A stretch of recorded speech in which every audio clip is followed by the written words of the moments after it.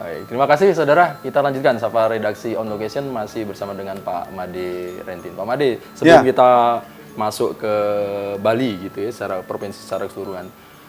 Ini sebagai pejabat sementara Bupati Bangli, apa yang ingin disampaikan kepada masyarakat Bangli? Karena Bangli punya target 85%, kemudian potensi-potensi tadi rawan bencananya juga. Intinya supaya bisa sukses lah penyelenggaraan pilkada di Bangli. Silakan Pak Made. Kramu Bangli sareng sami titiang Imade Rentin, penjabat sementara Bupati Bangli.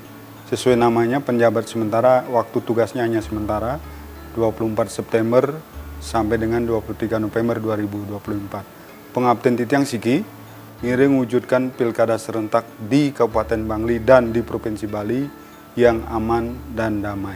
Ketika kami pemerintah daerah sepakat dengan penyelenggara pemilu untuk target partisipasi sekurang-kurangnya 85%, kerjasama yang baik dari seluruh Kramu Bali, pemekas warga pemilih yang telah memenuhi syarat, ngiring ring tanggal 27 November 2024, rauh dan datang beramai-ramai ke TPS tempat teman-teman terdaftar untuk menggunakan hak pilih.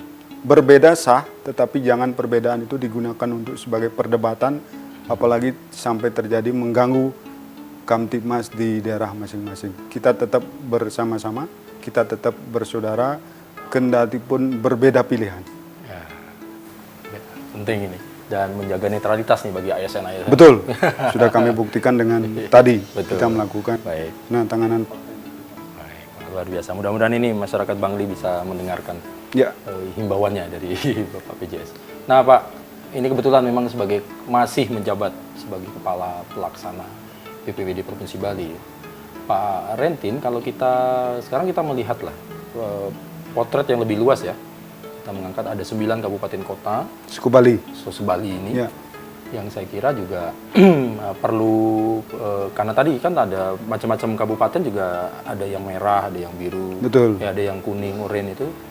Saya kira penanganannya juga menjadi berbeda-berbeda. Kalau dari BPBD Bali sendiri, kesiapan apa Pak Rentin atau sinergi apa yang sudah dilakukan bersama-sama dengan perangkat yang lain, terutama ini untuk membantu penyelenggara dalam hal ini KPU supaya sukses juga pilkadanya, semua pilgubnya jalan dan pemilihan bupati wali kotanya juga jalan dengan baik. Gimana Pak? Kalau boleh tahu. Iya, dalam kapasitas sebagai Kepala Pelaksana BPBD Provinsi Bali tentu mengkoordinasikan tidak hanya Kabupaten Bangli tetapi seluruh kabupaten kota yang ada di Provinsi Bali. 9 kabupaten di Bali tentu memiliki karakteristik potensi ancaman bencana yang berbeda-beda Mas Bambang. Jika kita kaitkan dengan kondisi terkini jelang hari H pencoblosan Pilkada Serentak 2024, saya selalu berangkatnya dari warning peringatan dini yang dikeluarkan oleh BMKG wilayah 3 Denpasar. Dalam dasarian pertama di bulan November 2024, pihak BMKG mengeluarkan rilis resmi tentang langkah-langkah kesiapsiagaan yang harus kita lakukan dalam menghadapi potensi ancaman terhadap peralihan musim dari kemarau yang begitu panjang sudah akan memasuki musim penghujan. Oleh karena itu, kami di BPBD Provinsi Kapkota seluruh Bali setidak-tidaknya menyiapkan 3 strategi. Pertama, memastikan kesiapan sumber daya manusia personil kita yang cukup dan memadai. Kita selalu menggunakan rumus 247 Mas Bambang. 24 jam dalam 1 hari, 7 hari dalam 1 minggu. Warna merah di kalender itu hanya sebatas warna saja. Personil kami selalu standby 24 jam dalam 1 hari untuk respon terhadap kondisi kesiapsiagaan dan kebencanaan yang ada di wilayah masing-masing. Itu pertama, kesiapan personil. Tentu dengan skala keterbatasan secara kuantitas, kami tidak tinggal diam. Ada berapa personil Pak Rentin? Kalau secara jumlah kami di provinsi sendiri lebih dari 184 orang.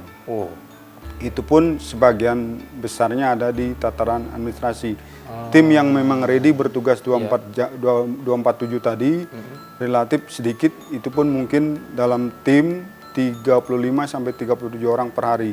Yang standby. Yang standby, termasuk teman-teman kami di Kapkota.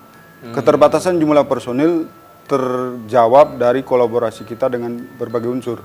ada TNI di semua tingkatan, ada Polri di semua tingkatan, termasuk teman-teman dari unsur relawan yang kita kerahkan untuk bersatu padu dalam upaya kesiapsiagaan termasuk respon cepat ketika terjadinya kebencanaan. Personil yang pertama. Yang kedua, kesiapan peralatan dan logistik. Lagi-lagi keterbatasan menghantui kami dalam sisi jumlah dan kuantitas peralatan logistik. Sekali lagi tidak mengendorkan semangat kami di dalam upaya penanganan kebencanaan, sekali lagi kolaborasi dengan berbagai pihak. Peralatan dipastikan ready, siap untuk dimanfaatkan dan digunakan ketika tiba-tiba harus dilakukan penanganan di berbagai wilayah yang ada di Provinsi Bali. Yang ketiga sebagai faktor kunci adalah mengoptimalkan KIE, komunikasi, informasi dan edukasi serta sosialisasi di tengah-tengah masyarakat, memanfaatkan berbagai media digital, salah satunya peran teman-teman di media untuk selalu update tentang perkembangan kondisi potensi ancaman bencana di Bali, termasuk kami punya kewajiban meneruskan, mendesiminasikan berbagai informasi sebagai rilis resmi, sebagai warning, peringatan dini yang dikeluarkan oleh BMKG wilayah 3 karena sudah sangat rigid sekarang. Ketika sebelumnya basisnya adalah wilayah yang cukup lebih besar, yaitu kabupaten, sekarang rilisnya sudah lebih rigid, berbasis kecamatan.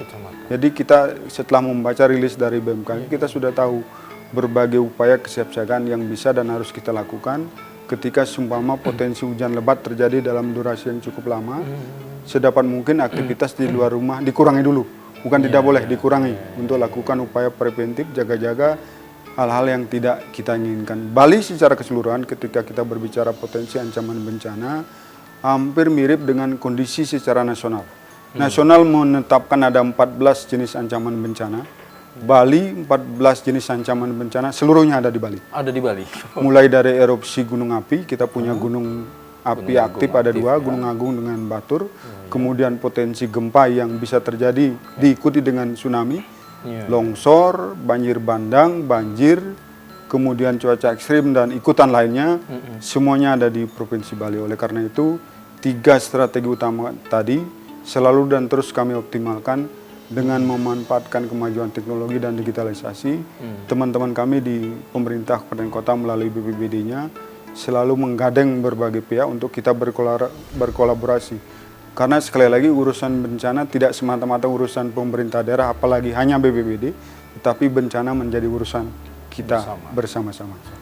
Oke, nah sedikit agak menarik terkait dengan infrastruktur alat lah ya Pak, ya betul Pak. Jadi misalnya itu posisi alat itu di provinsi atau di kabupaten-kabupaten BPD daerah-daerah itu juga tersedia, Pak. Maksud saya tuh misalnya terjadi di mana di salah satu kabupaten, nah, kemudian kan butuh apa perpindahan atau penguatan alat misalnya. Betul. Nah itu dari mana mereka? Apa yang duluan? Apakah dari kabupaten BPBD kabupaten yang terdekat atau memang harus menunggu peralatan dari provinsi ini? Ini gimana sih kalau ini? Posisi kedudukan peralatan logistik tersebar di seluruh daerah kabupaten kota yang ada di Bali. Karena ketika kita proses pengadaan logistik peralatan, selalu konteks kita secara jumlah 10.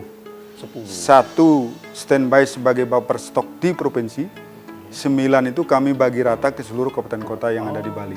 Sama halnya ketika ada rakor tingkat nasional bertempat di Bali, dihadiri oleh Kepala BNPB, menghadirkan seluruh Forkompinda dan stakeholder di Bali, bantuan dari pusat itu juga 10 paket.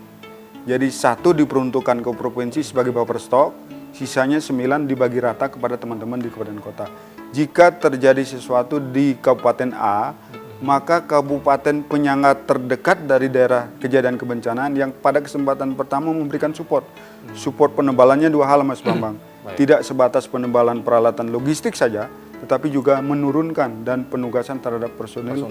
SDM BPBD termasuk relawan kejadian bencana itu sendiri. Lega saya dengar itu Pak Rendy. Harus begitu. Iya, jadi memang nah itu tadi urusannya gerak cepat kan. Harus gerak cepat. Ya, cepat dan paling di kabupaten itu sudah ready alat ada. Betul, sudah ready. Ada penambahan penebalan ya ini sudah terkoordinasi. SOP-nya begitu sudah lah ada bahasanya ya. Betul, betul sekali. Oh, wah keren luar biasa. Jadi memang mitigasi, kemudian kesiapan dari peralatan, SDM tadi sudah diperhatikan. Betul. Kemudian satu tadi yang ketiga tadi apa ya Pak Rentin? Kita mengedukasi masyarakat. Ada edukasi dengan masyarakat. Ya. Ini penting sekali. Baik, nanti kita akan mengerucut lagi Pak Rentin. Kita masih Ya. ada satu segmen. Kemudian kita persiapan ini jelang pencoblosan. Ya. Dan saya kira tidak cuma sampai tanggal 27. Kan kita masih ada penghitungan, membawa surat-surat suara ini dari TPS ke kecamatan. Betul. Sampai ke kabupaten kembali. Saya kira mungkin sampai Februari lah ya atau Desember itu ya ini punya potensi bencana juga masih jalan kan ya, mungkin kalau hujan itu mungkin pikirkan sampai Januari dan Februari. Ya. Saya kira kita juga harus berpikir sampai di sana. Tentunya untuk semuanya sukses lah, akhirnya kita mendapat pemimpin gubernur maupun wali kota bupati yang baru. Ya, yang sesuai.